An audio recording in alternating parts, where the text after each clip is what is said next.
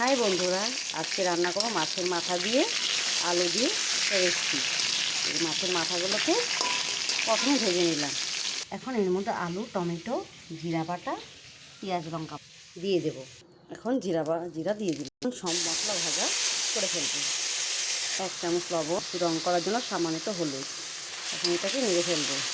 নেড়ে সব সবজিগুলো দিয়ে মশলাগুলো ভাজা হয়ে গেল, এবার আলুগুলো দিয়ে ফেলবো। তা কষানোর পর আলুগুলো দিয়ে একটু নেড়ে চেড়ে ভেজে নেব। তারপর মাছের মাথাগুলো দিয়ে ফেলবো। এই মাছগুলো ভাজা দিয়ে ফেললাম, দিয়ে এখন নেড়ে ফেলবো। দেখো এগুলো সুন্দর করে নাড়বে। তারপর এগুলো জল দিয়ে দেবো। নাড়া হয়ে গেলে জল দিয়ে চাপা দিয়ে তারপর নামিয়ে ফেলবো।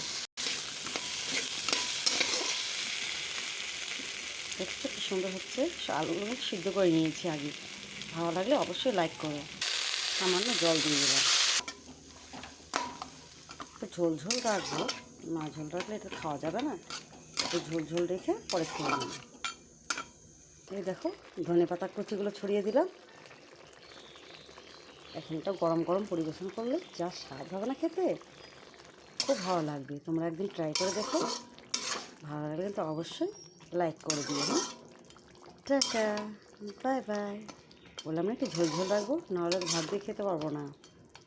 ভালো লাগলে কিন্তু অবশ্যই লাইক করো। Thank you.